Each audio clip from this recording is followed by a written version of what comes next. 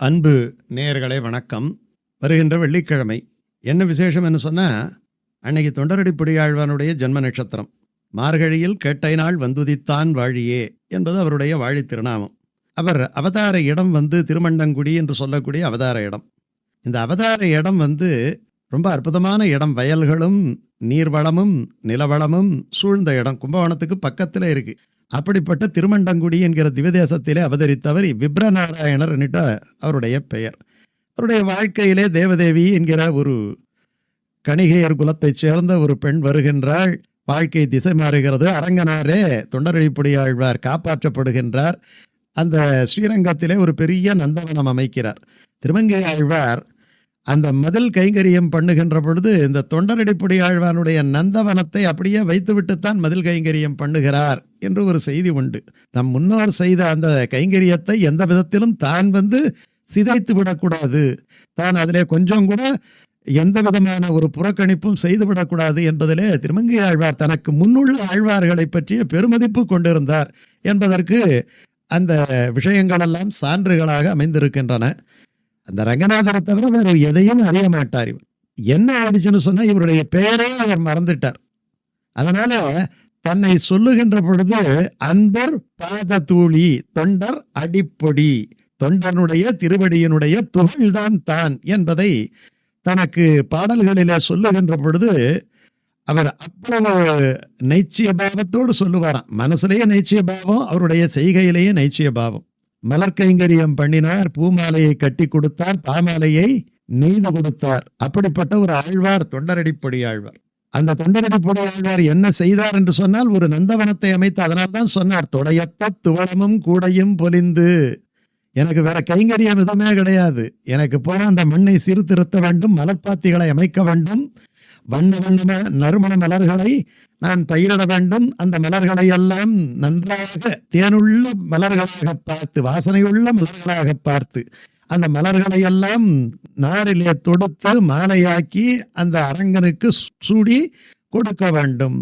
அப்படி சூடி கொடுக்கும் போது தமிழாலே பாடி கொடுக்க வேண்டும் என்பதையே வைராக்கியமாக கொண்டு அந்த ரங்கநாதனுக்கு கைங்கரியம் புரிந்தவர் இந்த தொண்டரடிப்பொடியாழ்வார். மார்கழியில் கேட்டை அவருடைய அவதார நட்சத்திரம். கேட்டை என்பது ரொம்ப உயர்ந்த ஒரு நட்சத்திரம். கேட்டை நட்சத்திரம் என்பது விருச்சிக ராசியிலே இருப்பது. அது 8வது நட்சத்திரம். 8வது மந்திரத்தை சொல்லுகின்ற அந்த ராசியிலே அமர்ந்த ஒரு நட்சத்திரம். அந்த நட்சத்திரத்திலே அவர் மட்டும் அவதரித்தார் என்று சொன்னால், அதே நாள் இதே மார்கழி கேட்டையிலே தான் ராமானுஜருடைய குருவாகிய பெரிய நம்பிகளும் அவதரித்தார். அவர் திருமாலை என்கிற ஒரு பிரபந்தம், திருப்பள்ளியாழ்ச்சி என்கிற பிரபந்தம். பெருமாளை தெரிந்து கொள்ள வேண்டும் என்றால் திருமாலை போய் தெரிந்து கொள்ள வேண்டும் என்று அந்த திருமாலைக்கு ஒரு மிகப்பெரிய மகத்துவத்தை நம்முடைய முன்னோர்கள் ஆச்சாரியர்கள் எல்லாம் சொன்னார்கள்.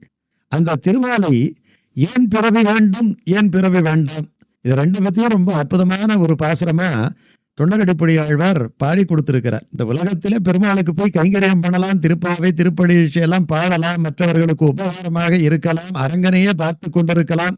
இவைகளெல்லாம் நடக்கும் என்று சொன்னால் இந்த பிறவி மகத்தான பிறவிதான்.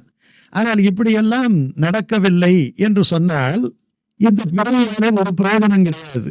இது 40 வயதுல ஒரு வியாதி, 45 ஒரு வியாதி, 50 ஒரு வியாதி, 60 ஒரு நோய், அப்புறம் பசி பிணி மூப்பு, இப்படி எல்லாவற்றிலும் உழன்று கடைசியிலே இந்த மண்ணோடு மண்ணாக போகின்ற ஒரு சரீரத்தை எடுத்ததனாலே நாம் பெற்ற பலன் என்ன என்பதை சொல்லுகின்றார். முதல்ல பிறவி ஏன் வேண்டாம் என்பதை சொல்லுகின்ற பொழுது, வேதநூல் பிராயம் 100 மனுஷர்தான் புகவரையிலும் பாதியில் உறங்கி போகும் நின்றவை 15 ஆண்டு, பேதை பாலகன் அது அழகம் பிணி பசி மூப்பு துன்பம், அதனால் பிறவி வேண்டேன். பெருமாளே எனக்கு பிறவி வேண்டாம். என்ன பிறவி? சின்ன வயசுல ஒண்ணுமே புரியல, வளர்ந்த பிறகு குடும்பம், அங்கேயும் குழப்பம்தான். எல்லாம் முடிஞ்ச பிறகு எனக்கு உடல்நிலை பிணிகள் தளர்ந்து போய் பிணிகள் வந்து விட்டன. பிணிகள் வந்த பிறகு மூப்பு வந்து விட்டது, தள்ளாமை வந்து விட்டது. இனி இந்த உலகத்திலே தள்ளாடி விழ வேண்டியதுதான் என்று நினைக்கின்ற பொழுது காலன் உன் கணக்கு முடிந்தது என்று அழைத்து செல்வதற்கு வாசலிலே நிற்கின்றான். நான் பெற்ற பயன்தான் என்ன? எதற்காக என்னை பிறக்க வைத்தாய்? வேதம் 100 வயது என்று சொன்னாலும் அந்த 100 வயது கணக்கிட்டால் நம்ம இறைவனை நினைக்கக்கூடிய நாள் அல்லது மணி எத்தனை மணி நேரம்? அதனால் எனக்கு பிறவை வேண்டாம் அப்படிங்கிறார். அதே இன்னொரு பாட்டுல சொல்றார், பச்சமா மலை போல் மேனி, பவளவாய் கமலச் செங்கண் அச்சுதா அமரரே ஆயர்தம் கொழுந்தே என்னும் இச்சுவை தவறையான் போய் இந்திர லோகமாலும் அச்சுவை பெருமும் வேண்டேன் அரங்கமான அருளானே. நான் இந்த உலகத்தை விட்டு வரவே மாட்டேன். இப்ப முதல் பாட்டுல என்ன சொன்னாரு? இதெல்லாம் ஒரு பிறவியா, அதனால் பிறவி வேண்டான்னு சொன்னவரு இச்சுவை தவிரையான் போய் இந்திர லோகமாலும் அச்சுவை பெறனும் வேண்டான்ங்கிறார். அந்த சுவை வேண்டாம், இந்த சுவை போதும். ஏன்? இந்த சுவை ரங்கநாதனுடைய தரிசனத்தை தருகிறது. அந்த ரங்கநாதனுடைய அந்த காணுகின்ற அந்த பாக்கியத்தை தருகிறது. அவன் எப்படி இருக்கிறான்? பச்சைமா மலை போல் மேனி, பசுமையான மலை போல் படுத்து கிடக்கின்றான். பவளவாய், அவனுடைய வாயை பாருங்கள், பவளவாய். கமல செங்கண், ஒரு தாமரை மலர்ந்தது போல செம்மையான கண்கள். பச்சைமா மலை போல் மேனி, பவளவாய் கமல செங்கண். அவன் யாரு? அச்சுதன். அச்சுதன் என்று சொன்னால் 12 நாமங்களிலே ரொம்ப உயர்ந்த நாமம். எடுத்தவொடனே அச்சுதாய நமஹ அப்படின்ட்டு ஆசமனியம் பண்ணும்போது முதல் நாமமே என்ன? அச்சுதன். அச்சுதன் என்று சொன்னாலே நழுவாதவன், நழுவ விடாதவன், அவனை கொண்டு போய் கிட்டி நின்று விட்டாலே அவன் நம்மை கைவிட மாட்டான் என்ற அர்த்தம். அந்த உறுதி அந்த நாமம் சொல்லுவதனாலே இந்த நாமத்தை முதன்மையான நாமம் என்று வைத்தார்கள். அந்த நாமத்தை தான் இவரும் பிடித்துக் கொண்டார்.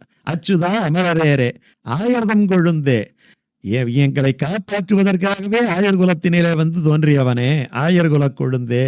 அச்சுதா அமரரேரே ஆயர்தம் கொழுந்தே என்னும் இச்சுவை தவிர, இதெல்லாம் சொல்லி சொல்லி அவனை அழைக்கின்ற, அவனுடைய திருநாமத்தை அழைக்கின்ற. வாய் என்பது அவனுடைய திருநாமத்தை பாடுவது தானே. இது திருப்பாவை மாதம். திருப்பாவையிலே ஆண்டாலும் இதே கருத்தை தான் சொல்லுகின்றாள். இப்படி இருந்தால் இந்த பிறவி நாம் ஏற்றுக்கொள்ளக்கூடிய பிறவிதான் என்று தொண்டரடிப்படி ஆழ்வார் சொல்லுகிறார். இப்படி அரங்கனிடத்திலே ஆழங்கால் பட்ட இந்த தொண்டரடிப்படி ஆழ்வார் மண்டங்குடி, அவர் பிறந்ததனாலே மண்டங்குடிக்கு சிறப்பு, அவருடைய அவதாரத்தினாலே மண்டங்குடிக்கு சிறப்பு. மண்டங்குடி அதனை வாழ வைத்தான் வாழியே, மார்கழியில் கேட்டை நாள் வந்து உதித்தான் வாழியே. அவன் என்ன சொன்ன? தெண்டொரு சூழ் அரங்கரையே தெய்வம் என்றான் வாழியே, திருமாலை 9 செப்பினான் வாழியே, பண்டு திருப்பள்ளி எழுச்சி பத்தரைத்தான் வாழியே, பாவையர்கள் கலவிதனை படித்த செல்வன் வாழியே.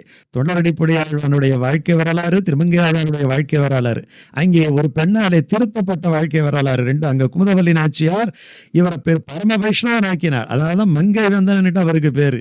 இந்த தேவதேவி அவள் எப்படி இருந்தாலும் கூட ஆழ்வார் யார் என்பதை உணர வைத்து ஆழ்வாரனுடைய அந்த பெருமையை உலகறிய செய்தாள். தொண்டு செய்து கைங்கரியத்தினாலே புகழ் பெற்றவர். அதனால வைஷ்ணவர்களுக்கும் என்ன ரொம்ப முக்கியமான விஷயம் என்று சொன்னால், ஏதாவது ஒரு கைங்கரியத்தை பண்ண வேண்டும். கைங்கரியம் என்பது பிறருக்கு செய்கின்ற தொண்டோ உதவி, இறைவனுக்கு இறைவனுடைய திருக்கோயிலில் அலகிடுவது, மெழுகிடுவது, கோலம் போடுவது, பாடலை பாடுவது, தீபம் ஏற்றுவது, தூபம் போடுவது, என்ன கைங்கரியமோ அந்த கைங்கரியத்தை செய்ய வேண்டும். அதை காட்டுகின்ற ஆழ்வானுடைய வாழ்க்கை வரலாறு தான் தொண்டரடிப்படி ஆழ்வானுடைய வாழ்க்கை வரலாறு. அவருடைய திருநட்சத்தினுடைய அற்புதமான தினம் என்று இந்த திருப்பாவை. இன்னைக்கு என்ன திருப்பாவை? 4வது திருப்பாவை. 4வது திருப்பாவையில் ஆழிமாய்க்கண்ணா வந்து நீ கைகரவேல் என்று பாடுகிறாள் அல்லவா? அந்த பாசனத்தை பாடுகின்ற பொழுது இந்த திருப்பள்ளி எழுச்சி பாடிய தொண்டரடிப்படி ஆழ்வானுடைய நினைவும் நமக்கு நினைவுக்கு வர, ஞாபகத்துக்கு வர வேண்டும். அவருடைய திருவடிகளுக்கு பல்லாண்டு பாடுவோம்.